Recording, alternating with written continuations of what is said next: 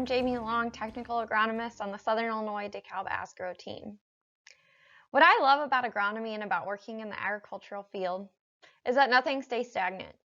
Each year there's new learnings, new challenges perhaps, and even new opportunities. Soybean management is something that I feel has really changed even within the past few years. And I think it's an area that will continue to evolve as we look towards the future. And for today, we're throwing it back, if you notice my hat. And what I wanted to look at was maybe where an average soybean grower was then and where a 2020 yield chaser is now. I want to look at a review of some of the summary information that I was able to pull from our yield chasers entries and what that could maybe mean for your farm in 2021. One management practice that I feel we've seen a huge shift in recent years is earlier planting dates with soybeans. Planting early, or should I say timely, makes sense for soybeans, right? You're going to maximize the soybeans' vegetative growth, therefore leading to more pods, and more pods equals more bushels in the bin. Now, in the past, there was a mentality of corn being tougher.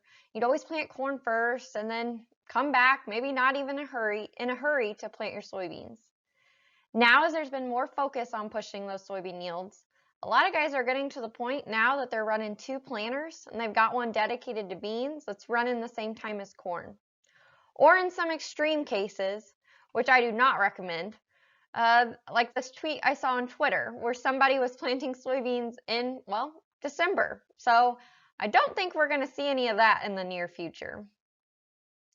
But anyways, on our Southern Illinois Yield Chasers entries, we did not have any entries from December, so I don't need to add it to this graph here. But as you can see, as we summarize the 2020 entries, there was a large push of April planted beans, and really a majority were planted in April or early part of May. So now if we look at the graph here, although this data is not balanced because we didn't have the same places planted at each of those timings, but you can see really there's a nice stair step in yields that we saw whether you were planting in April, early May, late May, or June. And this tells a great story because if I think back to 2020, a lot of those April planted beans went through a couple of tough weeks where we were wet and cold throughout a lot of Southern Illinois, which is why we didn't have a whole lot planted in that mid-May to late May timing. And those beans still managed to reach some pretty outstanding yields. My message around planting beans early has always been, if you're comfortable enough to plant corn, you can plant soybeans. Of course, just planting early doesn't come with some additional management along with it. For instance, more than likely, you're planting into cool or sometimes downright cold conditions. That's the perfect environment for seedling diseases and early season insect feeding as well. So thinking about those conditions, what did the 2020 yield chasers do? Roughly 90% of the 2020 yield chaser entries were using a fungicide insecticide seed treatment, which is great because it provides the early season protection of diseases and insect feeding. Of that 90%, about 13% included an SDS seed treatment as well. So that could include something like Alivo or Saltro. I would imagine that percentage will continue to grow in future years to get that added protection from SDS infection, especially as we're planting into some cool and wet conditions. So it's prone for SDS infection. At the time around planting and the first few weeks after planting, controlling weeds is top of mind. And it is really top of mind as when we think about soybean management within the ag industry. Our Southern Illinois team focuses on 3 pillars. First one being start clean. So whether you're starting clean with tillage or with a burn down or pre-application that includes XtendiMax, you want to make sure that you're planting into a clean field. The next pillar is spray clean. And this is extremely important. You can see from the chart in the middle, most yield chasers are layering residuals, which really helps us stay ahead of those weeds that are really hard to control, because before they get out of the ground is when they're easiest to control. And that's how you set your soybean fields up for success, like you can see from this photo here. So when we start clean, spray clean, ultimately you're going to stay clean as well. So the photo on the left is our, Southern Illinois weed control recommendation. You can see there's no weeds out of the ground. On the right, maybe what our competitors are doing, where you let weeds come up and then try to control them with a post-emerge herbicide. You can see, not starting clean, not spraying clean, and not staying clean. One question I pose to you is, what does your herbicide program look like? If we think about planting soybeans early. I think for most of our fields in southern Illinois, we'd say water hemp is our driver weed, right? Well, think through water hemp's emergence. It's not going to likely be germinating in April. And you want to make sure that your chemical is effective and still around at a full rate whenever water hemp is emerging, right? So I'd recommend working with your trusted advisor to make sure you're thinking through your herbicide program if you are pushing the envelope on the planting date, and to set yourself up for success in 2021. Of course, raising high-yield soybeans doesn't end at the beginning of the season. It's critical to finish strong with a foliar fungicide insecticide application.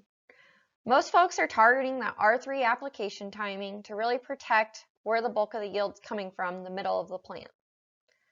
And really, you can see, if we look at a 2017 yield chaser even compared to 2020, a lot more folks are using a fungicide, and a lot more folks are including an insecticide during that application when we summarize this data last.